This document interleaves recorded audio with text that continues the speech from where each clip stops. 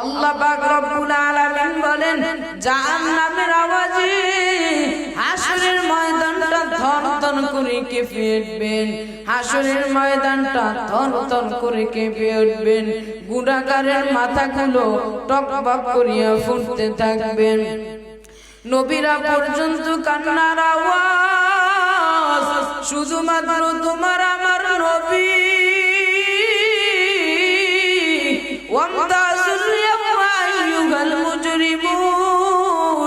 নবী সিজদায় পড়ে কান্না শুরু করবেন আর বলবে দয়ার মালিক জাহান্নামের ফিরাও, জাহান্নামের ফিরাও, আমার একটা উম্মত যেন জাহান্নামে না যায়।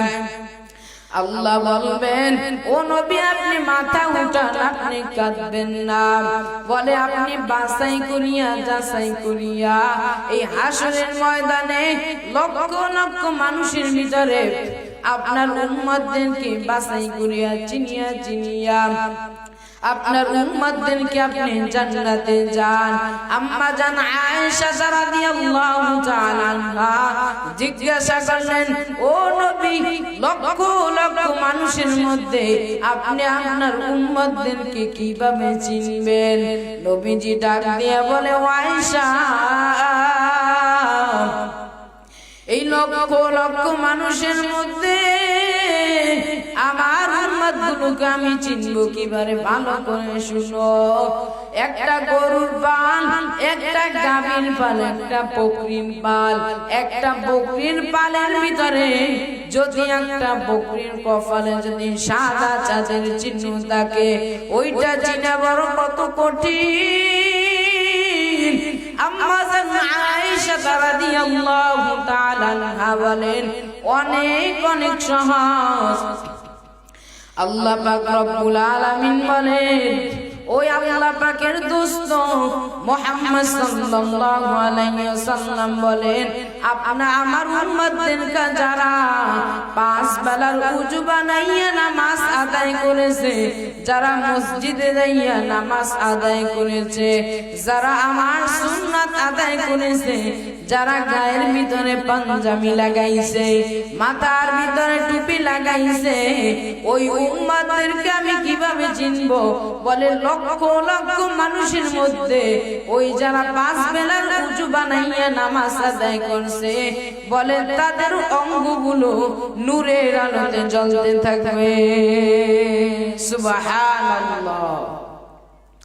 আল্লাহ পাক রব্বুল আলামিন আমাদেরকে সবাইকে পাঁচ বেলার ওযু বানাইয়া নামাজ আদায় করার মতো তৌফিক দান করুন বলে আমিন। ও পর্দা অন্তরের আম্মা জানেরা ভালো করে শুনে নাও, আল্লাহ পাক যেন সবাইকে এই মহিলাদেরকে আল্লাহ যেন নবীর যে সুন্নাতগুলো বলেছেন এই সুন্নাতগুলো সবাইকে পালন করার তৌফিক দান করুক বলি আমিন। কি যে উপায় হবে আমার মরণে, কি যে উপায় হবে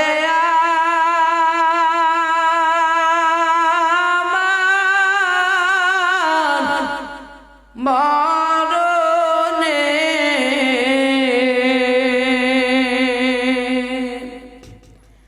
কেমনে দিবা জাহান্নামে ফালাইয়া, কেমনে দিবা জাহান্নামে ফালাইয়া। আপন হাতে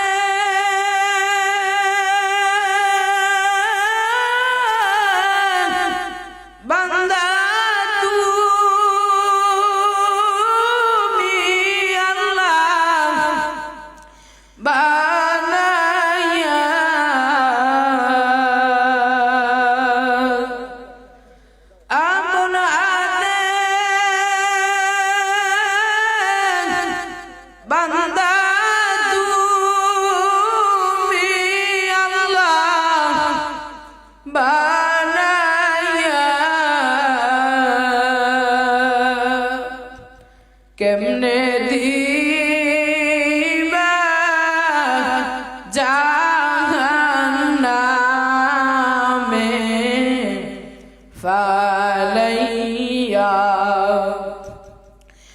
কেমনে দিবা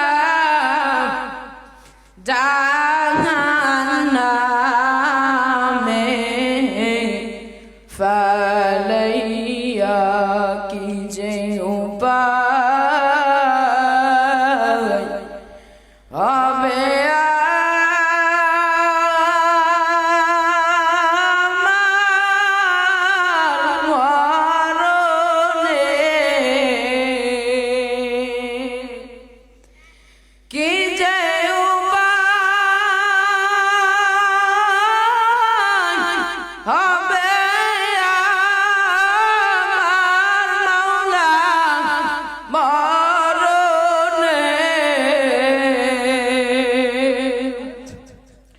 কেমনে দিবা জাহান্নামে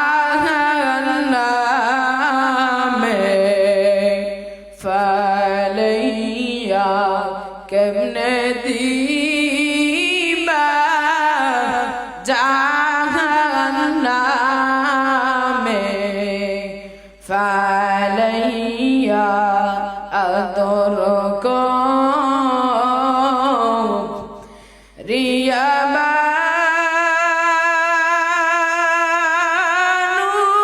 মানুষাল্লাহ বানায়া কেমনে দিবা জাহান্নামে ফালাইয়া কেমনে দিবা জাহান্নামে ফালাইয়া কেমনে দিবা জাহান্নামে ফালাইয়া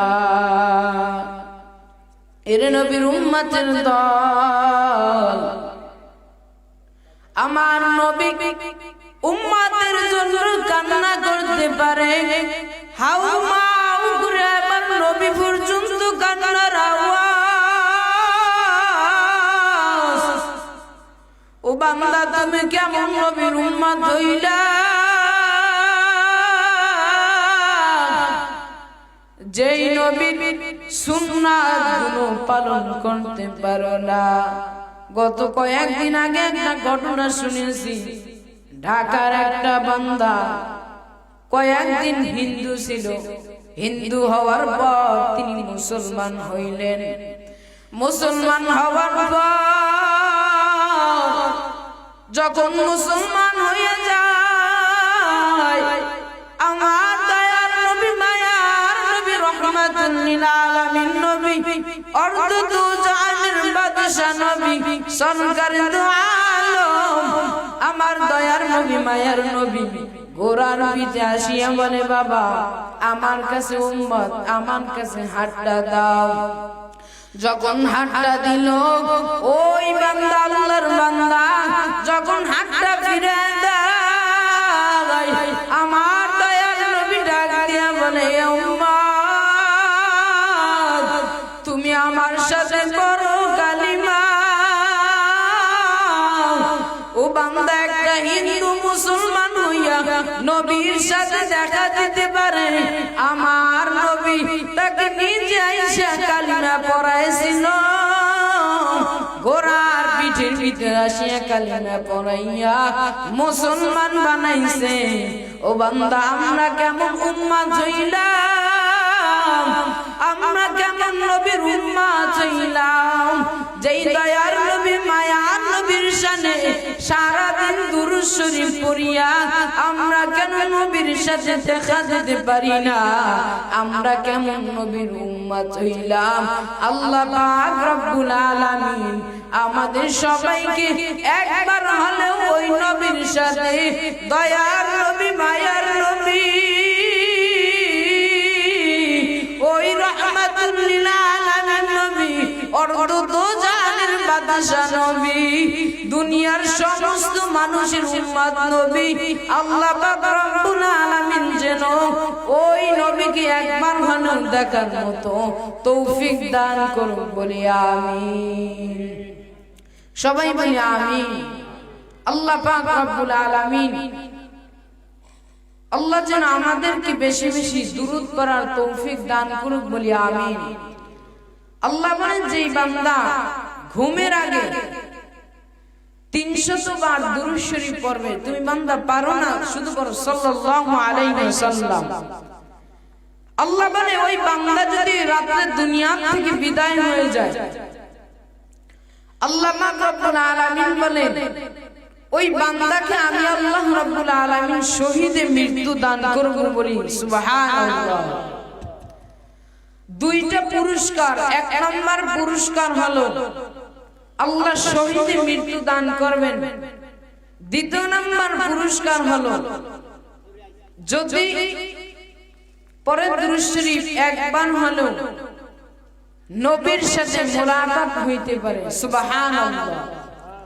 এজন্য আল্লাহ পাকের দরবারে আল্লাহ পাকের দোস্ত সাল্লাল্লাহু আলাইহি ওয়াসাল্লাম বেশানে যেন বেশি বেশি করে দুরূদ শরীফ পাঠ করি, বলি আমিন।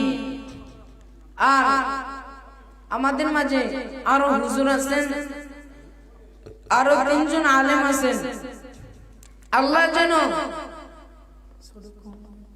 আল্লাহ যেন তাদের মুখ থেকে ভালো কথা বের করার মতো তৌফিক দান করুক, বলি আমিন। আর খাস করে আমার জন্য দোয়া করবেন। আমি কওমি মাদ্রাসায় পড়ি, আল্লাহ যেন আমাকে ভালো একজন আলেম বানায় দেয়, বলি আমিন।